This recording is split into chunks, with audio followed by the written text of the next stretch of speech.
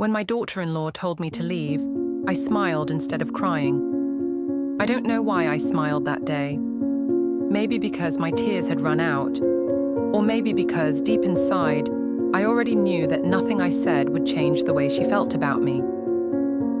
It happened on an ordinary morning, the kind where the air feels heavy but no one says a word. The kettle whistled, the ceiling fan turned lazily, and yet everything felt distant. She stood by the doorway, arms crossed, eyes cold. "Ma," she said, "maybe you should go back to your own place for a while." Her words didn't sound cruel, but the silence afterward did. My son Raj just sat there, his head bent. He didn't defend me. He didn't even look at me.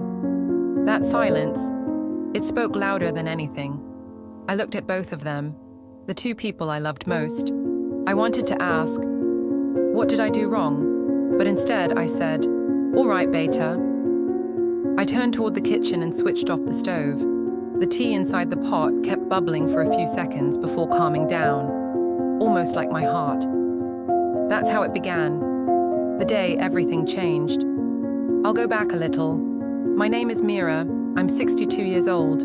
I was once a school teacher, a wife, a mother, and now, well, just a woman learning to live quietly again. My husband, Arun, passed away 8 years ago. He was gentle, patient, and the calmest man I've ever known. We built our home with very little money, but a lot of laughter. After he was gone, the house felt too big, too silent. So when my son Raj asked me to move in with him and his wife, I said yes right away. I had imagined warmth, noise, family meals, children's laughter, maybe.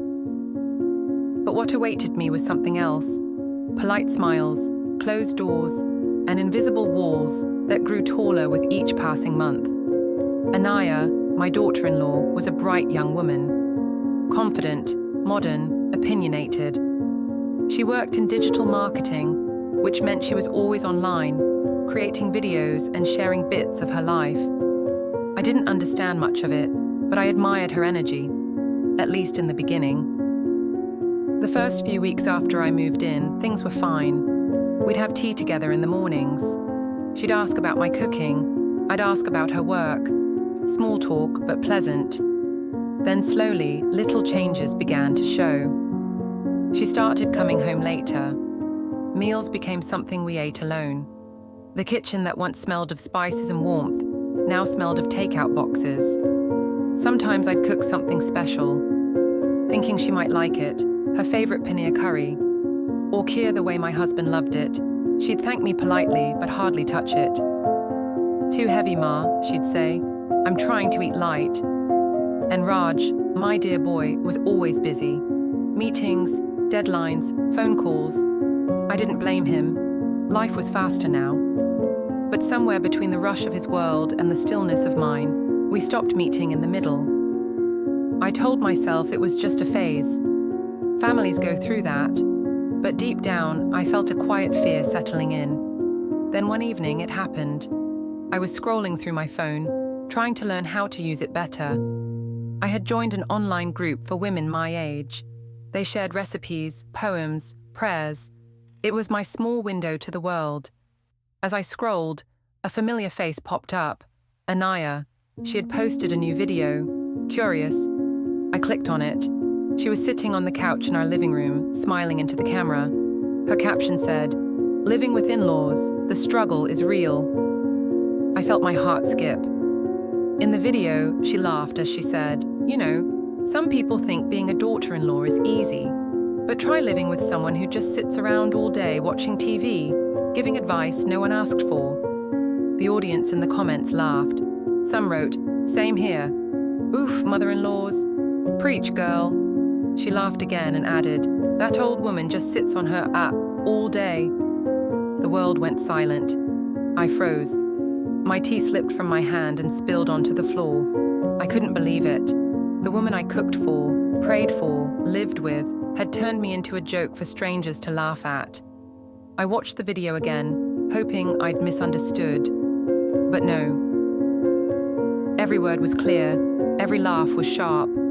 I sat there for a long time, staring at the phone screen, until it dimmed itself out. Then I got up, walked to my room, and closed the door. For the first time in years, I cried like a child. The next morning, I acted as if nothing had happened. I made tea, set the table, and smiled when Anaya walked in. She barely looked at me. I wanted to ask her why, but the words refused to come. That evening, Raj came home tired.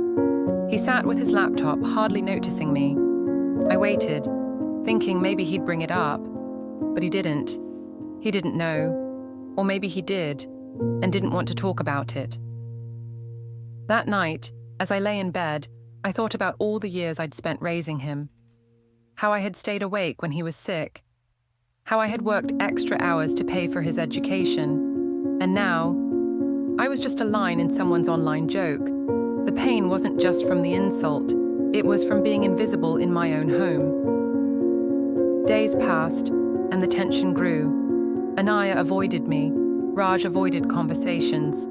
The laughter that once filled our home had turned into silence. One afternoon, as I was watering the plants, I heard Anaya on the phone. She was talking to a friend. She said, "I don't know how long I can take this. She's always here. It's like having a guest who never leaves." I quietly stepped back, heart heavy, and went to my room. That night, I decided something. If my presence had become a burden, then maybe my absence could be a gift. The morning I left their house, no one knew. Raj had begged me to wait when I told him my plan. But I had made up my mind. Anaya was asleep. I didn't want to wake her. I left a note on the table. "Take care of each other. Don't worry about me. I'll be where your father's smile still lives." Then I walked out quietly. The sun was just rising, the air cool and gentle. I took one last look at their gate, then at the sky, and whispered a prayer for them both. I didn't cry. There are some goodbyes that deserve silence more than tears. The bus ride to my husband's hometown took 4 hours. When I reached, everything looked the same. The old shops, the dusty lanes, the smell of wet earth. Our house still stood at the end of the lane, quiet and tired, but waiting. I opened the door, and a wave of memories washed over me. His laughter, his books, the sound of the ceiling fan creaking at night. It was all still there. I began to clean, to restore. Each sweep of the broom felt like brushing away old pain. By evening, light was streaming through clean windows again. I cooked a simple meal for myself, rice, dal, and pickles. And for the first time in a long while, I ate in peace. Days passed quietly. The neighbors came by, bringing fruits and kind words. An old friend, Lata, visited often. She said, "It's good to see you smile again, Mira." And I realized I was smiling. Not because everything was perfect, but because I was finally free of pretending.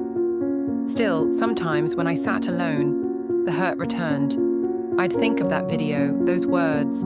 I'd whisper to myself, "Let it go, Mira. Let it go."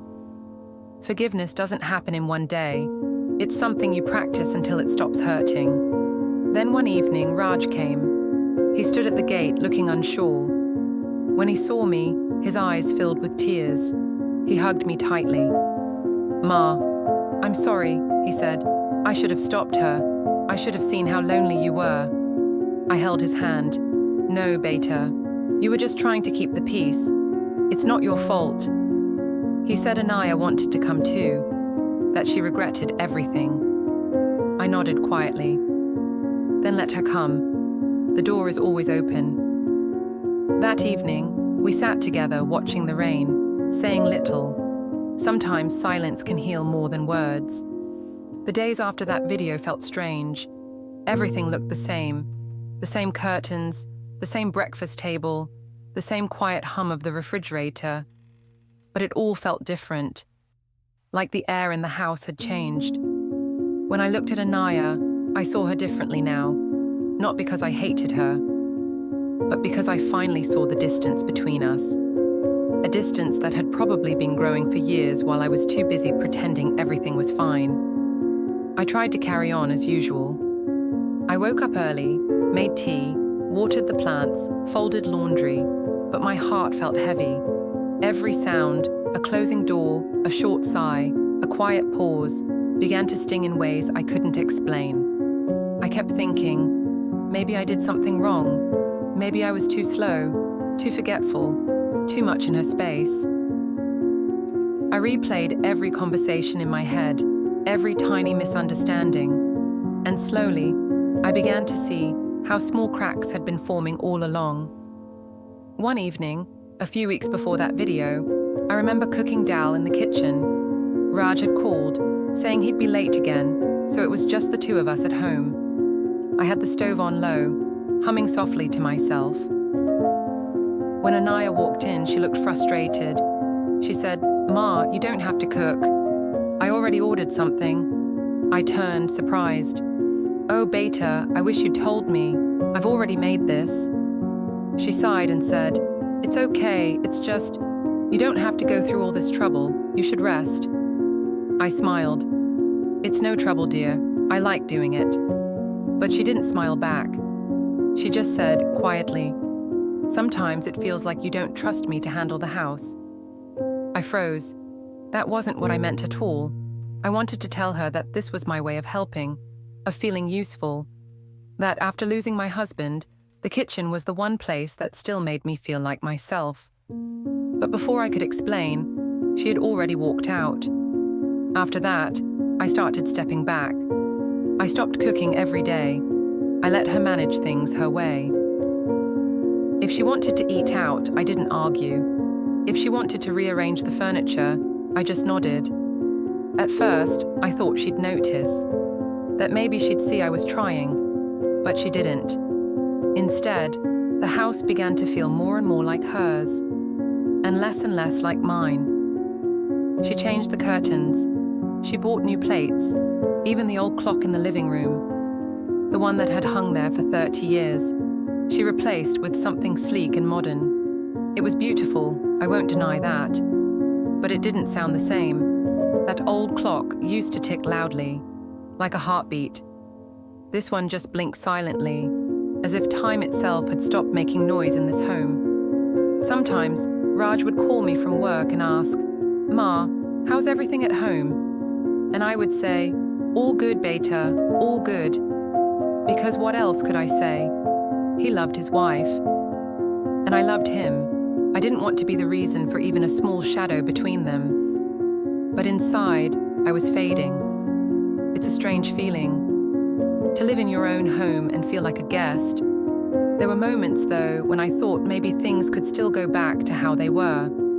Like the time she fell sick with a bad cold. Raj was away again, and I stayed up all night making soup for her, changing her towel, checking her fever.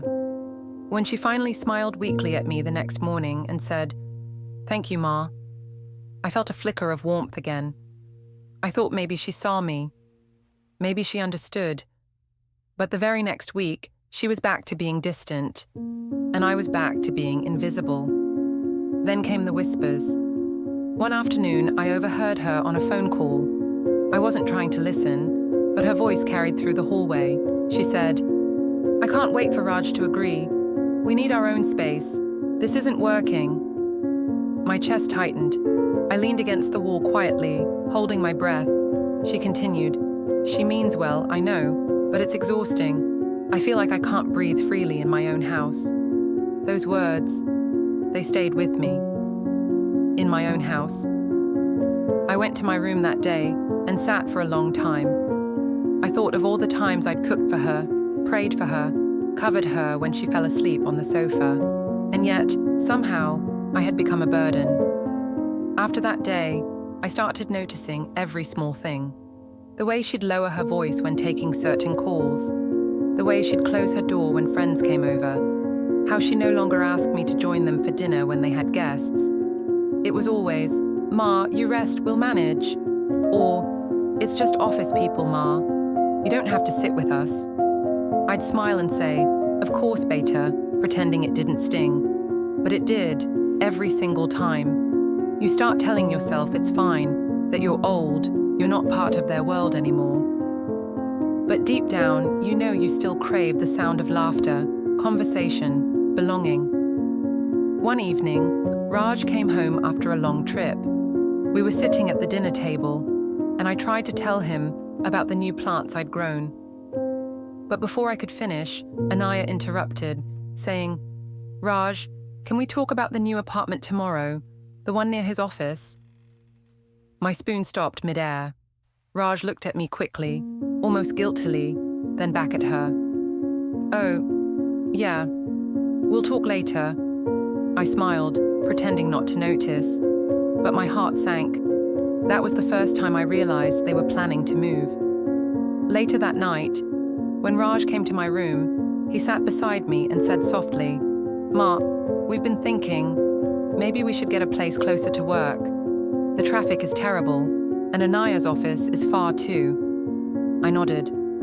"Of course, Beta. You should do what's best for you." He hesitated. "You could come with us, of course. But the new flat is smaller, just 2 bedrooms. Maybe we'll find something bigger later." I smiled again.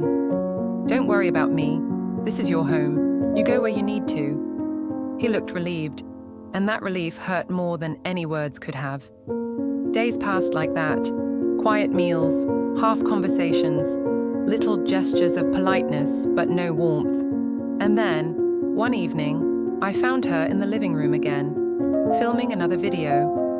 This time, I didn't even try to listen. I just went to my room and closed the door. But later, curiosity got the better of me. I looked it up, and there she was again, talking about how tough it is living with traditional in-laws, about how they don't understand boundaries. Each word felt like a knife wrapped in sugar, polite but cruel. And I realized she wasn't just talking to strangers online. She was telling the world a story about me, a version of me that didn't exist. That night, I cried, quietly so no one would hear. Not because I was angry, I was past anger, but because I finally understood something. You can give your heart to people, but they'll only see the part that fits their story. And sometimes, no matter how much love you give, it won't be enough to change how they see you. The following week, I tried to talk to Raj. We were sitting on the porch, sipping tea. I asked him gently, "Beta, is Anaya unhappy here?" He looked surprised. "No, Ma, why do you ask?" I smiled faintly. "I just feel she's different lately." He sighed. "You're imagining things. She's just stressed from work. Please don't take it personally." I nodded, but deep inside, I knew he didn't see it. He didn't see the way she looked through me now. He didn't hear the tone in her voice when she called me Ma. Soft, but hollow. He was too busy trying to keep peace between two worlds that didn't understand each other anymore. One morning, Anaya came into my room. She was dressed for work, phone in hand. She said, "Ma, there's something I wanted to ask. Would you mind if I started using the small storage room for my recordings? I need a quiet space." I smiled and said, "Of course, Beta." It was the room where Aaron's old books were kept, along with our wedding photo and a small chest of his things. But I didn't stop her. She cleared it out the next day, packed everything neatly in boxes. When I saw her carrying the photo frame of Arun and me, I quietly said, "Be careful with that, dear." She nodded quickly without looking up, and I just stood there, watching a lifetime of memories being moved to make space for her new beginning. After that, I started spending more time in the backyard, with my plants, with the little birds that visited every morning. They didn't judge me, they didn't misunderstand me, they just existed beside me quietly. It was peaceful, but lonely. Sometimes I'd hear her laughing inside, talking on her live sessions, the sound of her voice bright and confident, and I'd think, maybe she truly believes what she says. Maybe, to her, I really was just an old woman who sat all day doing nothing. She didn't see the tired hands that once held a family together. She didn't see the nights I stayed awake when Raj was sick as a child. She didn't see the woman who once carried 2 lives, her husband's dreams and her son's future, with no complaints. She only saw what she wanted to see, And yet, even then, I couldn't hate her. I told myself, she's young, she's from another generation, maybe she just doesn't know better yet. I tried to hold on to that thought, but the truth is, something in me had started breaking. A slow, invisible break, not loud or dramatic, just steady. You learn, as you get older, that pain doesn't always shout. Sometimes it just whispers, quietly, every day, until you can no longer hear anything else. I think that's when I began to prepare myself, not consciously but deep down, for what was coming, because I could feel it. The house wasn't mine anymore. The love I thought I had wasn't the same, and the video was only the beginning of a truth that would finally be spoken out loud, the truth that would change everything. Beautiful, thank you for confirming. It was a Thursday, a simple, ordinary Thursday, the kind that comes and goes without notice. But that day became the one I will never forget. The morning began quietly. The sky was pale, the air heavy with the smell of rain. I was watering the plants when Anaya came out of her room, dressed neatly, holding her phone. She looked restless, glancing around like she'd lost something. "Ma, have you seen my charger?" she asked. I pointed to the living room. "It's on the side table, Beta." She mumbled thanks and hurried off.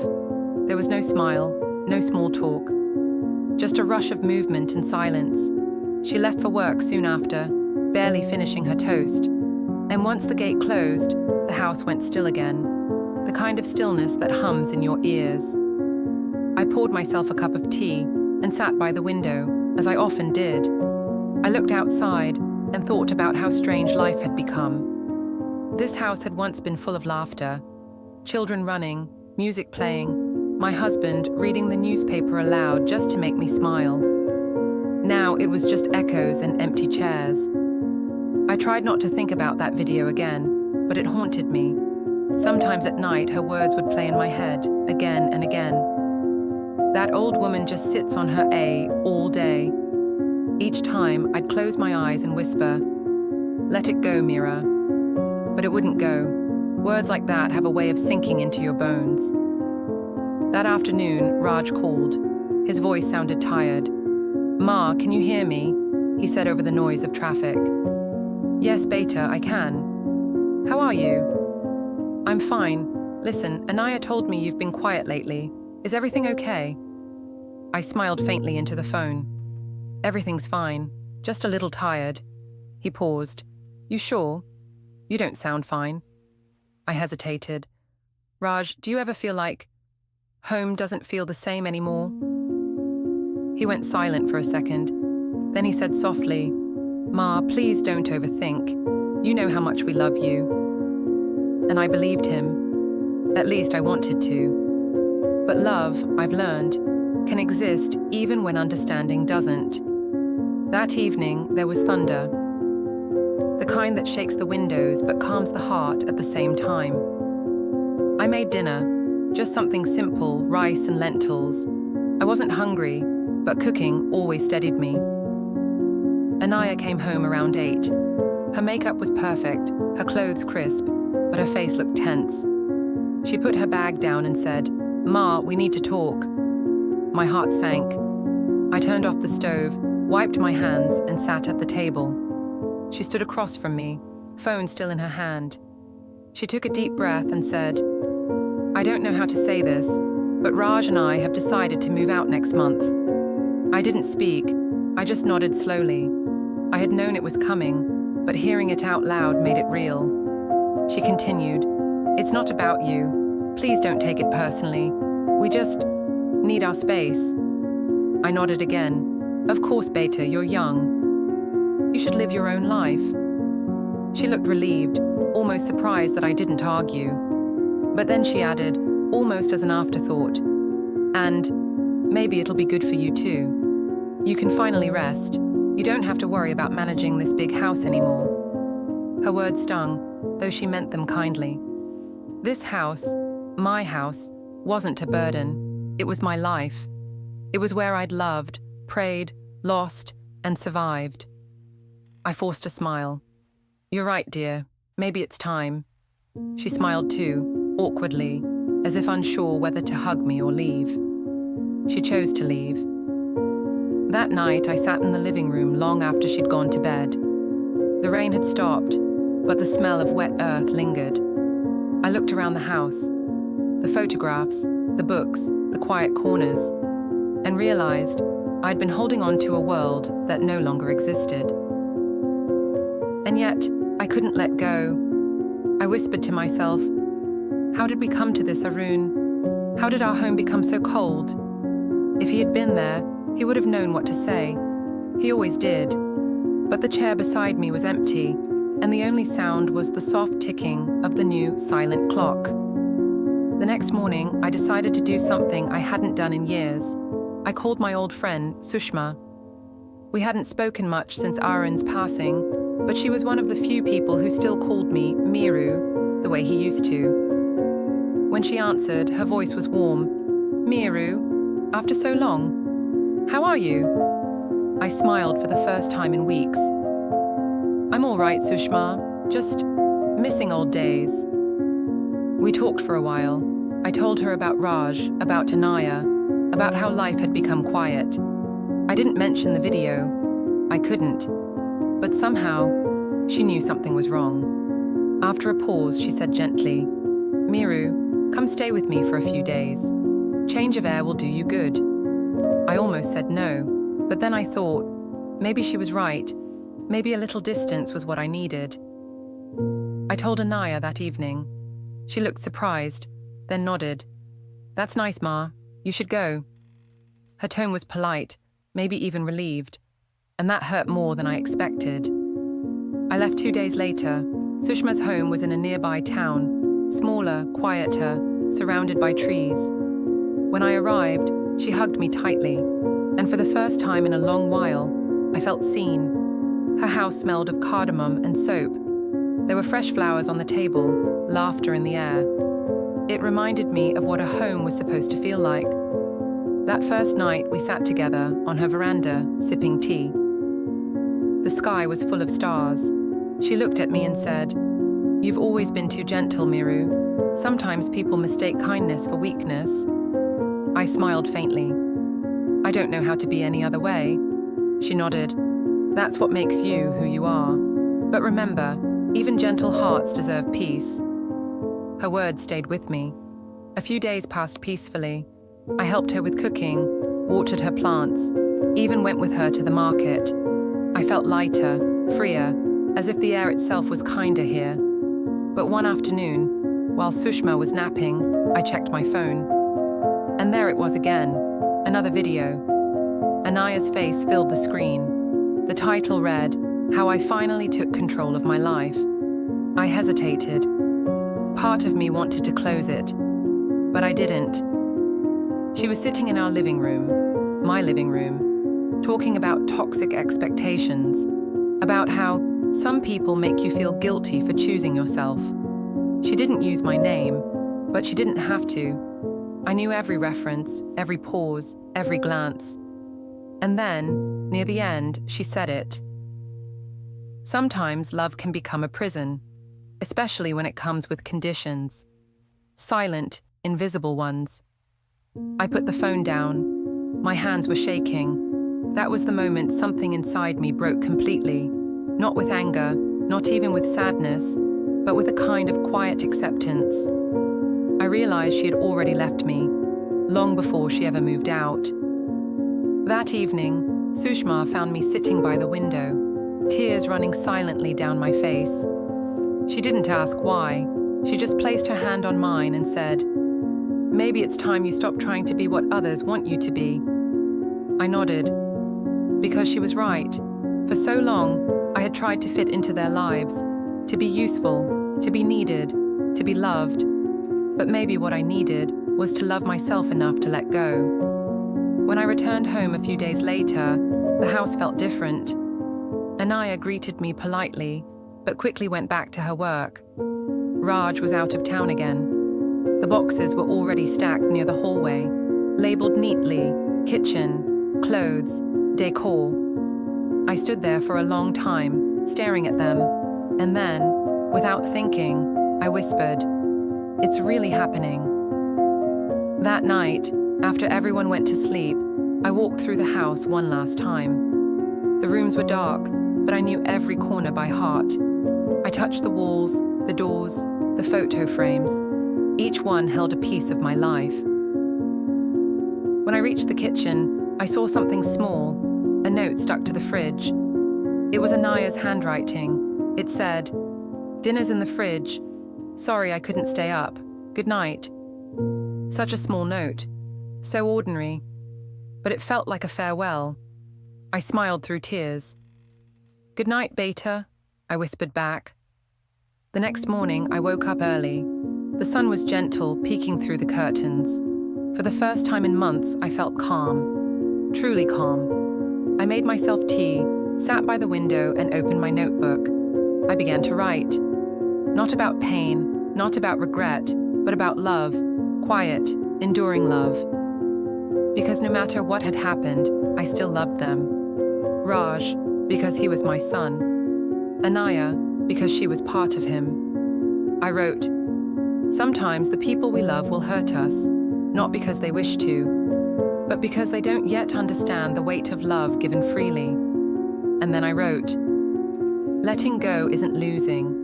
It's remembering without bitterness." That was the morning I decided. I wouldn't wait for them to move out. I would leave first. Not out of anger, but peace. I would go live in my husband's old hometown, where we still had a small ancestral house. It was quiet there, near the river. I could spend my days tending to a small garden, listening to the wind, talking to Aaron in the evenings like I used to. It wouldn't be easy, starting over at 71, but sometimes peace is worth the distance. That evening, when Raj called, I told him. "Beta," I said softly, "I'm thinking of moving back to your father's village. I'll manage there, don't worry." He was shocked. "Ma, what are you saying? You can't live alone?" I smiled.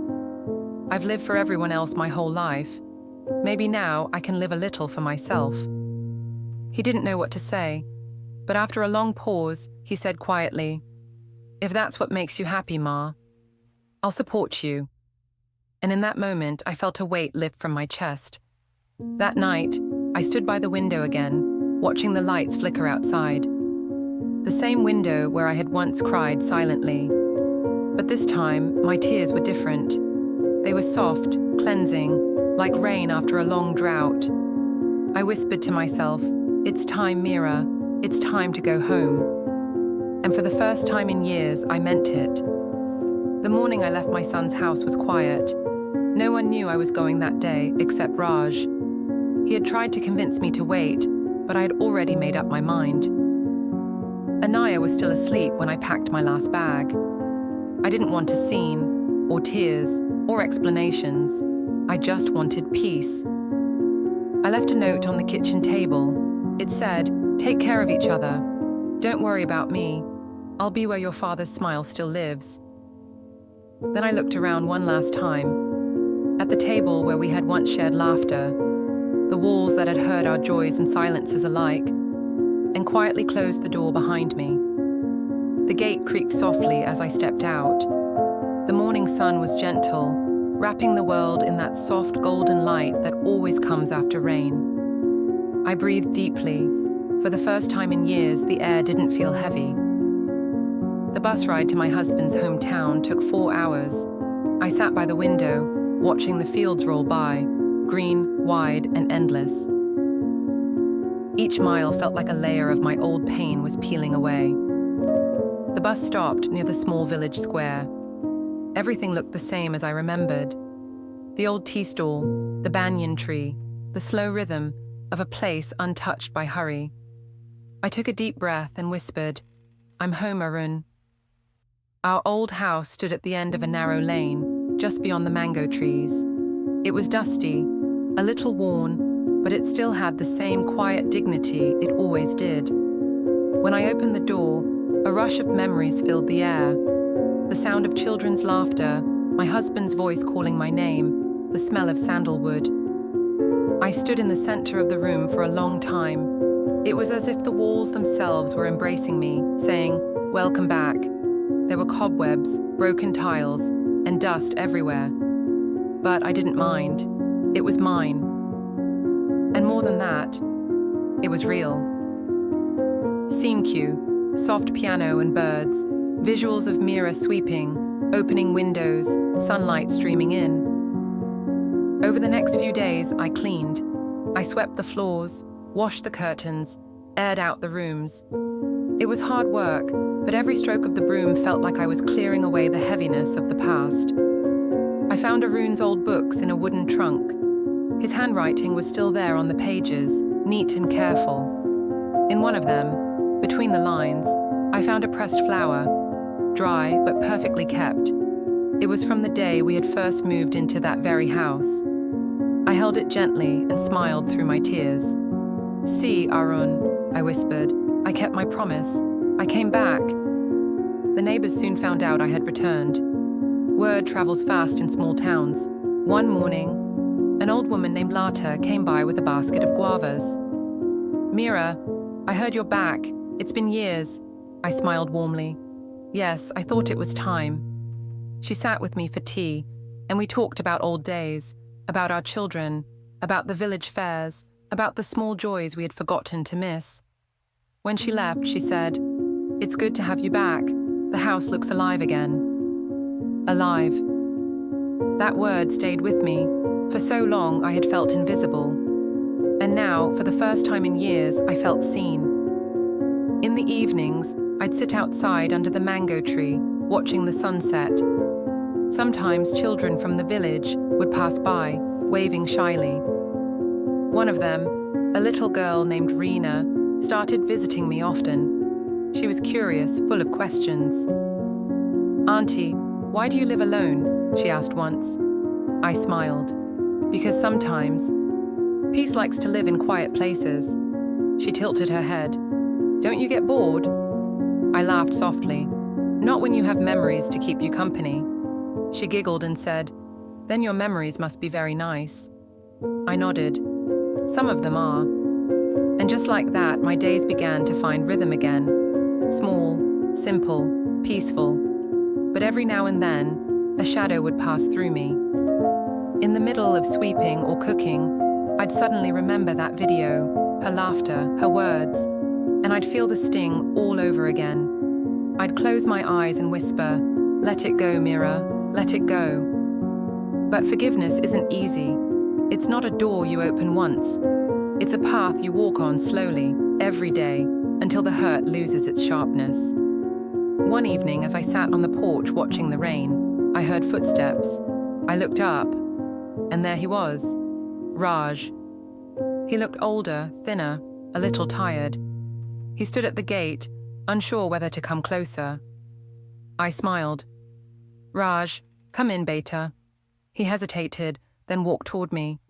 When he reached me, he didn't say anything. He just hugged me, tight, long, and silent. That hug said everything words couldn't. After a while, he pulled back, eyes wet. "Ma, I'm sorry. I should have seen what was happening." I shook my head. "No, beta. You were just trying to keep everyone happy." He sat beside me, holding my hand. "Anaya told me you left without saying goodbye. She felt terrible. She didn't mean to hurt you, Ma. She's young. She doesn't always think before speaking." I smiled softly. "I know, beta." He looked surprised. "You do?" "Yes," I said quietly. "She's not a bad person. Just someone who hasn't lived long enough to understand what time teaches us." We sat there for a long time, listening to the rain. He told me they had moved into their new apartment, that Anaya had started a new project online. He said she was doing well, but that she missed me, though she didn't know how to say it. I felt a small warmth in my heart. Even a little regret from her meant there was still love somewhere under all the distance. Before he left that evening, he said, "Can we visit you again, Ma? Anaya wants to come too." I smiled. "Of course. This house will always be open for both of you." When he left, I stood at the gate, watching his car disappear into the distance. The rain had stopped. The air smelled of wet earth again. And for the first time, I felt the ache inside me soften. A week later, they came. Anaya looked nervous when she stepped inside, her eyes searching, her hands fidgeting with her bag. I greeted her gently. "Come in, Beta," she whispered. "Ma," but couldn't finish her sentence. Instead, she handed me a small box. I opened it. Inside was a tiny brass idol of goddess Lakshmi, polished and beautiful. She said softly, "It was yours. You left it behind. I thought you'd want it back." I touched it gently and smiled. "Thank you." We sat down for tea. At first, the air was heavy, filled with all the unsaid things between us. But slowly, conversation found its way. We talked about small things, the garden, her work, Raj's long hours. Then, after a pause, she looked down and said, "Ma, about those videos. I was stupid. I thought I was being funny, but I hurt you. I'm so sorry." Her voice trembled. I took a deep breath. My instinct was to say, "It's okay," but I stopped myself, because it wasn't okay. It had been painful, lonely, heartbreaking. But forgiveness doesn't erase the truth. It just makes it easier to live with. So I said gently, "Anaya, I was hurt, very hurt, but I've also learned that sometimes people say things when they don't yet know what silence costs." She nodded, tears forming in her eyes. "I didn't understand then, Ma. I do now." I reached across the table and touched her hand. "Then that's enough," I said. "Understanding comes late sometimes, but it's still a gift." She broke down quietly, and I just sat there, holding her hand, feeling the space between us finally soften. Later that evening, Raj and I walked by the river. The sun was setting, painting everything gold. He said softly, "Ma, do you really want to stay here alone?" I smiled. "I'm not alone, Beta. Your father's memories live here, and so does my peace." He nodded. "Still, we'll come often." I chuckled. "Then I'll keep some extra tea ready." We both laughed, a small, real laugh that felt like home again. When they left the next morning, Anaya hugged me before stepping into the car. She said, "Ma, next time, let me make tea for you." I smiled. "I'll be waiting." As they drove away, I stood under the mango tree, feeling the sunlight warm my face. The hurt hadn't vanished completely. Pain never really disappears. But it had changed shape. It had become something softer, something that no longer weighed me down. The days that followed were peaceful. I planted new flowers near the porch, marigolds, jasmine, and hibiscus. Every morning, I talked to them softly, just as I used to talk to Raj when he was small. And every evening, I'd light a small lamp near Arun's photo and thank the day for its lessons. I began to write again. Small notes, little thoughts, sometimes just a few words. One morning I wrote, "Forgiveness isn't forgetting what happened. It's remembering without wanting to go back." And another day, "Even silence, when carried with grace, can heal louder than words." Writing became my prayer. Then one afternoon, as I sat outside reading, I saw a notification on my phone. It was a message from Anaya. She had sent me a video. My heart skipped a beat. I hesitated before opening it. In the video, she was sitting in their new living room. She looked directly into the camera and said, "This story is for someone who taught me what love really means, my mother-in-law." She smiled softly. "I once made mistakes. I spoke without thinking. I hurt someone who deserved only kindness. This is my way of saying sorry, not with words, but with truth." My eyes filled with tears. She continued, "If you have someone in your life who's been patient with your flaws, call them today. Don't wait until they leave to say thank you." The video ended with her voice breaking slightly as she said, "Thank you, Ma."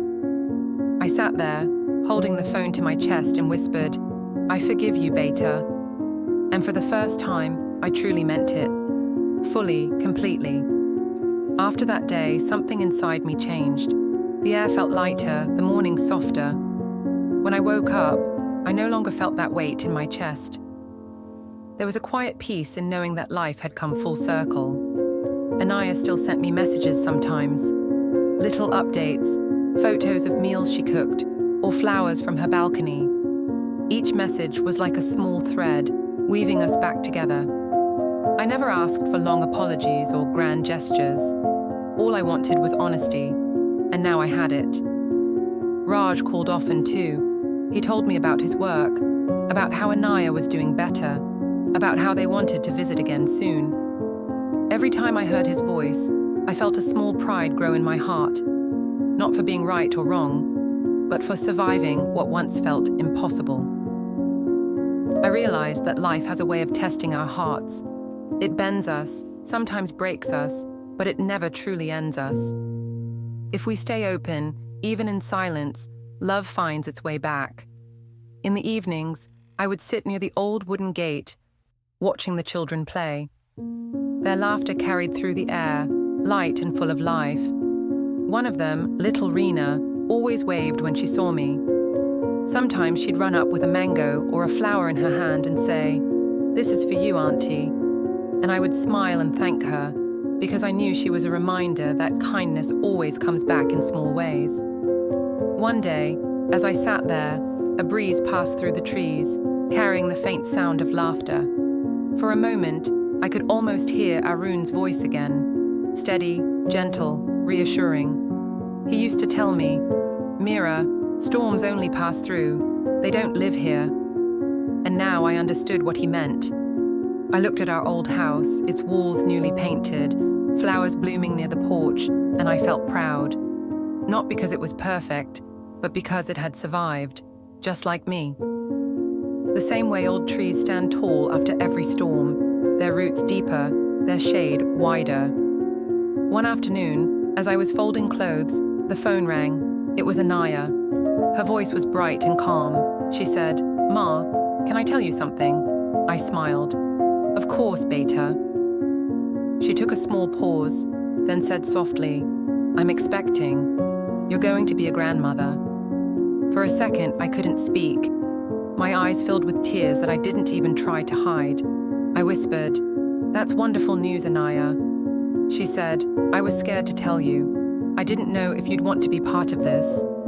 I took a deep breath and said, "Beta, every new life brings new beginnings. Of course, I want to be part of it." Her voice trembled when she said, "Thank you, Ma."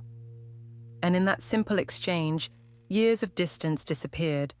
It was as if the wound had healed completely. Not perfectly, but beautifully.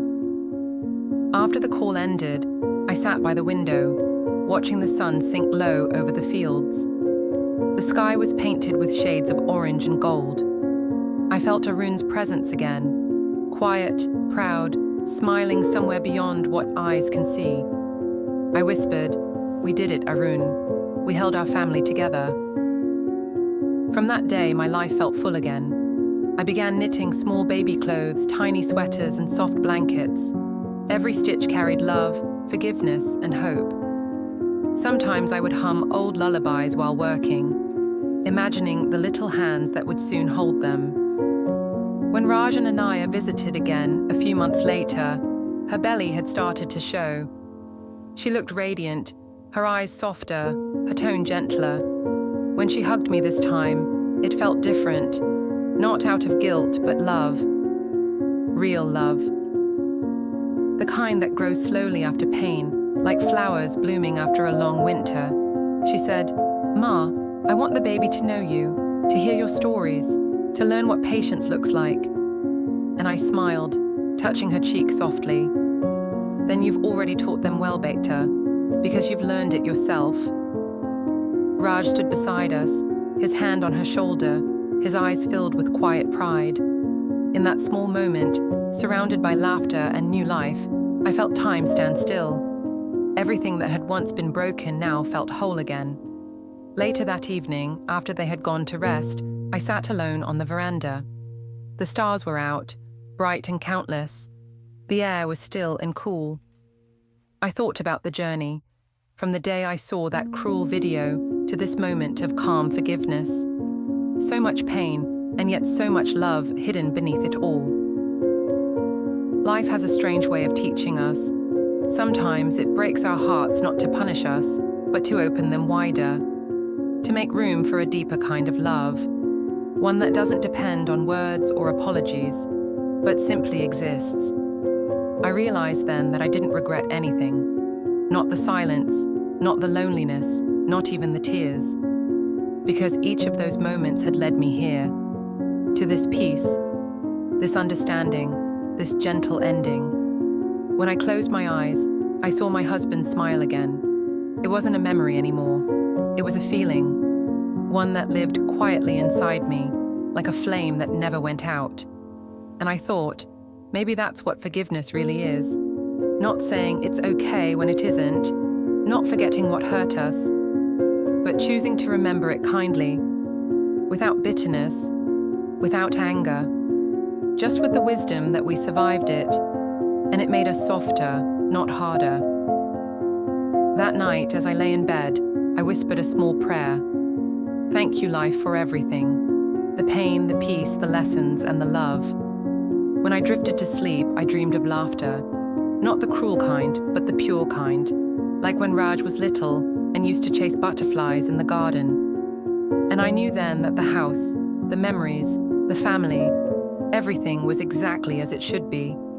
Sometimes I think about that day when I found out what my daughter-in-law said about me.